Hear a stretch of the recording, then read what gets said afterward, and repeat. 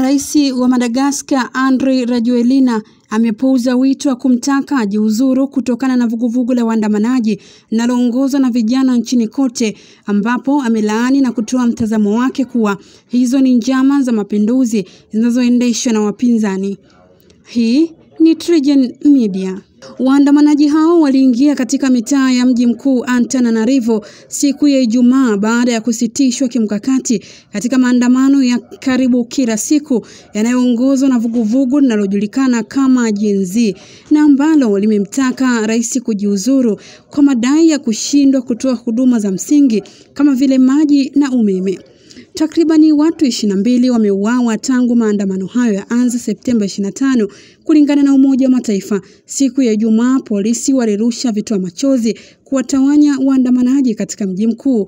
Kanda za video kutoka Lil TV Madagascar zilionyesha hakuna aliyefaidika na uharibifu wa taifa. Niko hapa, nimesimama hapa tayari kusikiliza, tayari kutoa mkono wa kusaidia na kuleta suluhu kwa Madagascar, Rajoelina alisema katika hotuba iliyotangazwa kwenye ukurasa wake wa Facebook. Alisema bila ya kutoa ushahidi kuwa kuna baadhi ya wanasiasa walikuwa wakipanga njama za kujinufaisha na maandamano hayo na wamefikiria hatua ya kufanya mapinduzi.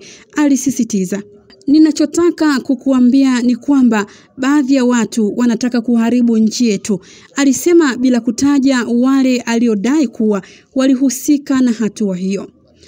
Vuguvugu la Gen Z limeipuuza hotuba ya Rajoelina na kuita kuwa haina maana yoyote na kuahidi kuchukua hatua zote muhimu ikiwa rais hatatoa jibu ndani ya saa 24 kuhusiana na matakwa yao. Kulikuwa pia na maandamano katika mji wa pwani wa kaskazini wa Mahajanga na katika miji ya kusini ya Toriala na Fianarantsoa. Hii ni TriGen Media.